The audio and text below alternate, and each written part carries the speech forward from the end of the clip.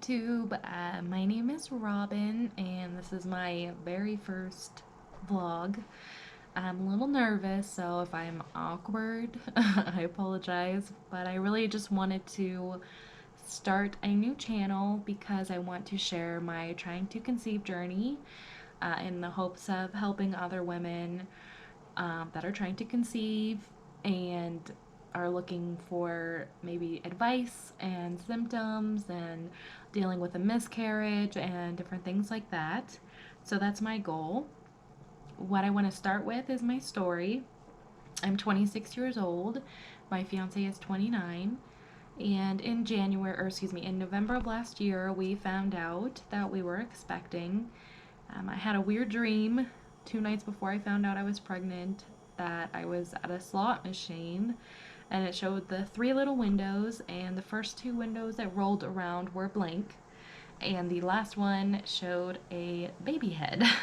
And that kind of got me thinking, like, oh, wait, I haven't gotten my period yet, and that's odd for me. So I don't know if it was the day after or the day after that, but I decided to take a first response pregnancy test that I had left over from another time I had tested. And I got these two beautiful pink lines. My fiance did not trust it. He was like, no way, are you pregnant? So we went to Planned Parenthood and they confirmed it. They said that I was 4 weeks pregnant and that my due date would have been in August of 2018. Unfortunately, I had about a week of feeling pregnant and fine and happy until I started spotting. And I went to the emergency room and they told me that I was going to probably have a miscarriage, but to follow up with my OBGYN. So I did. And unfortunately, my HCG levels just never rose the way that they were supposed to, and they couldn't really see anything developing inside of the yolk sac. So they suggested that I have a medical miscarriage. I could either have done a surgery, the DNC, or I could take pills to miscarry. I was a little nervous about surgery, so I decided to do the pills, and I don't remember the name of them, but I had to take two orally, and then basically an hour later, um, it it stimulates labor basically, and it hurt really, really, really bad. It was probably the worst pain I've ever felt. So unbearable, and it lasted for about maybe an hour, but it felt like forever. But it was terrible. It was truly awful. I could barely move. I was crying. I could barely leave the toilet. Just not good. Yes, I should give a disclaimer that this is going to be TMI. Obviously, a lot of the things that I talk about are related to pregnancy or trying to conceive, and it's not all pretty, so there will be some TMI. So yes, I was around 7 weeks when I took the pills, and that was in the beginning of January. January 5th was when I had my miscarriage, and I wanted to try right again. So jumped right back into it. I guess I should go back a little bit. I had no symptoms at all. I had no idea that I was pregnant. Normally I get premenstrual symptoms, and I didn't, so that's why I didn't even think about, oh, I'm not having a period. I should probably check that, because I really didn't realize anything. I thought everything was just fine and dandy, and turns out I was pregnant. So it's kind of funny because now that I'm trying to conceive, I'm like symptom spotting like crazy, thinking, oh my gosh, I had heartburn, or oh my gosh, my back hurts, or I'm cramping, I must be pregnant. But I know in my head, like when I was pregnant, I didn't feel anything, but it's still, I don't know. It's like my brain is crazy. So right away we started trying again, and I tried ovulation tests and then kind of gave up on it because I was never getting a dark test line. My test line, like when you do an ovulation test, you're supposed to have, yeah, they're supposed to be the same color to be considered positive. And my test line never got as dark as the control line. Never. So I was like, okay, I'm getting stressed out by this. And I just stopped doing that. and kind of just went by my cervical mucus. You're supposed to be on the lookout for egg white CM, which sperm thrive in. You should be able to stretch it through, between your fingers, and it should be kind of clear in consistency. That's the time when you want to baby dance or have intercourse, because that is a very good environment for sperm to travel through the cervix. That was happening for me like seemingly right after my period, so I was assuming that that's around the time that I was ovulating. And since I have a little bit shorter cycles, I have a 27-day cycle rather than the average 28 to I think 30. I was like, okay, maybe that makes sense. And for basically 12 cycles, that's what I went off of. I did not confirm my ovulation any other way besides when my cervical mucus dried up and turned creamy. I did not do any temping. I tried it, but it was just too hard. I woke up at different times during the day. You're always supposed to do it at the same time in the morning, right when you wake up. And sometimes I would wake up early, sometimes I'd wake up around noon. It just wasn't an accurate way for me to test. Recently, I just wanted to go over what we tried last cycle, because it was definitely different than what I have been doing the whole time, which was basically have sex when I see the fertile mucus, and that was it. I was particularly interested in the at-home artificial insemination. I don't know, I felt like this is a more direct way to try it, so I gave it a shot.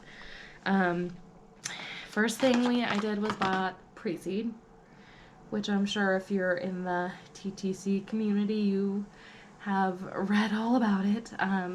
But basically, it is a sperm-friendly lubricant that mimics your fertile cervical mucus to help the sperm travel to where it needs to be, essentially. It does come with these little applicators. It tells you on there how much there is. I would typically use 2. There you go. That's how much this whole part here was filled. And you just attach it to pre-seed and then insert it into you. And that was my lovely fiance's job, because I didn't want to risk doing it the wrong way and he could see better. Also invested in a Duchess cup, because I read that it keeps the sperm up closer to the cervix, which is where it needs to be in order to make it to the next stage. Basically, it's a menstrual cup. It collects all your blood during your cycle. You empty it, you reuse it, you wash it, etc. But in the TTC application, you insert it after you have intercourse, or after the male gives you the semen. You put it in there and put it up. I did that for every single time that we baby danced during my fertile window last month. I don't know if it was irritating the inside of my vaginal walls or not, or my cervix, because I would get a little bit of blood every time I took it out. And I was constantly trying to read, like, nobody described what was left over the next time. I mean, I read people that said it was completely dry, and then that discouraged me, because I was like, well, there is a lot left in mine, and it was not a pleasant smell or experience removing it. So I decided to just not do it this month. I did read a lot about it could possibly cause infection, and I did not want to take that chance. So I didn't do that this month. And last month I also ordered progesterone cream, Rocky Mountain Naturals Progestalife. Progesterone cream is highly recommended only for low progesterone. If you know that you have low progesterone. When I miscarried, they said that I had low progesterone, and then later on, as we were trying, my cycles were so irregular. I was bleeding just randomly throughout the 3 weeks that I normally don't have a period, and they said that that could be attributed to low progesterone as well. So I figured I would try it. I've read mixed reviews on it, and people saying that it's not enough to really make a difference at all. But I figured that I would just give it a shot. And last month I used, the recommended dosage is 1/4 of a teaspoon 2 times a day. And I did do that religiously after I got my positive test, like my positive ovulation, or what I considered positive. Because you do not want to do it before you ovulate. It can actually stop you from ovulating in many cases. So you want to wait until after that positive ovulation test to start applying it. For me, I feel like 2 times a day was too much. It did give me really bad hot flashes. It was making me very nauseous. Made my boobs hurt really, really bad. And it was just, when my period came, I felt like I had really bad cramps, like more so than normal.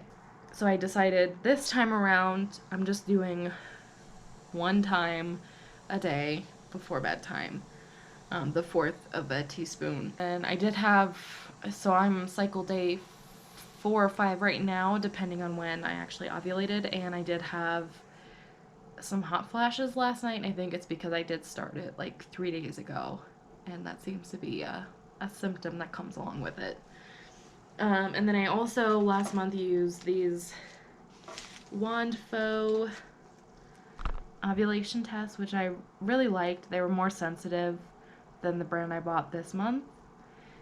This month I tried Clinical Guard, and they just, like, if you're negative, there's definitely nothing on the test, which is fine. But for me, already not getting a very dark line on these tests, I feel like I needed to have, I don't know, they just weren't as high of a sensitivity. They barely showed up at all, and when they did, it still wasn't as dark as a control line, and it was less dark than the Wandflows. So I would definitely recommend the Wandflows over the Clinical Guard, in my opinion.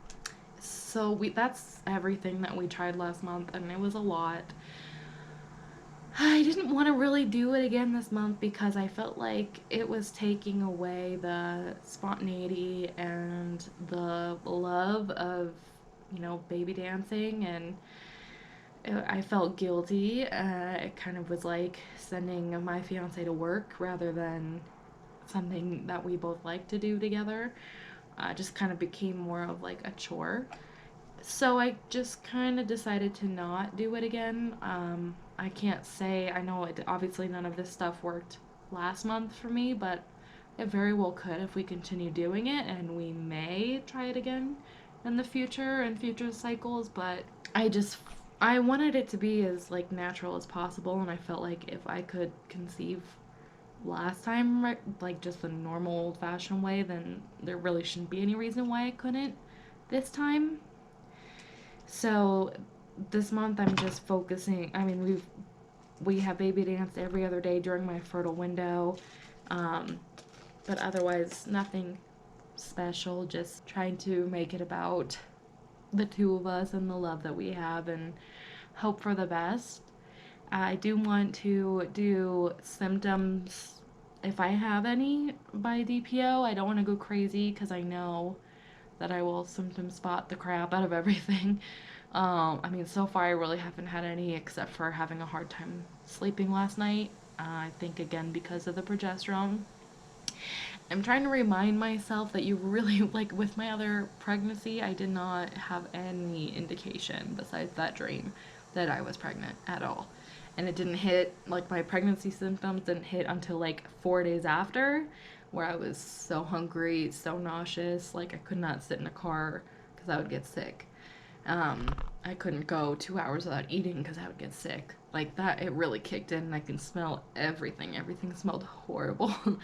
So I just have to remind myself that, because I think that I want it so bad that I convince myself that I'm pregnant, and obviously I'm not. But it does get discouraging, and if anybody has gone through a miscarriage, I don't want you to feel like you're alone, because it's not easy. When I first got pregnant, it was like the last thing on my mind. I didn't think it was as common as it is, and it really is common. On the app that I use to track my period and my ovulation, it's called Glow. There are a lot of women on there that have suffered a miscarriage, and I never knew that beforehand. So I feel like it's very easy for women to feel alone, or like something is wrong with me, and that's just not the case. It is a very unfortunately common occurrence, and it just, I think it helped me see that I'm not the only one going through it. So if this can help somebody else that's going through it, I hope it does. And, you know, you're not alone. I still struggle with it. When August came around, I was really upset because that's when our baby would have been born. And I still struggle with it when I see other women get their pregnancy tests like on the first time they try. It's like, why not me? But I also want to hope that there's a timing involved, and when it's my time, it will happen. But I do have fears that maybe something is medically wrong as well. Even though I've been checked out by doctors and they don't really see any reason why I can't get pregnant, that's still a fear that I have. But I'm just kind of putting my faith into being patient and trying to understand that when it's my time, it will be my time. But my next video, I hope, will just be a live pregnancy test. I will be around 8 or 9 DPO, so I will be getting first responses and doing them with you guys live. So you can be there for the disappointment or excitedness that comes with it. I just want to be as real as possible. So if you have any questions, concerns, comments, whatever, please feel free to leave them down below. I would really like to engage with you all.